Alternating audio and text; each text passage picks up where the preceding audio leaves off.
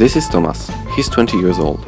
He's a French student in Paris and he wishes to move to Ireland to finish his studies. His departure is in 3 months. Let's see how he prepares for his departure in 3 steps. First, Thomas is European, so he will need his ID card or passport. But be careful, if you are not a European citizen, you will have to apply before for a visa. Second, Thomas wants to find a flat and a job. For this, he can search on the internet. Many websites propose offers depending on the country you are looking for. Third, all that remains is to prepare the luggage. Thomas wondered what he should bring with him. A universal adapter. Remember to take in your luggage a universal adapter for electrical outlets.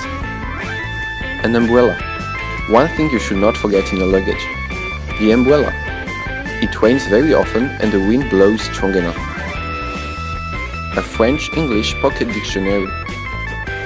His toothbrush. And of course, clothes.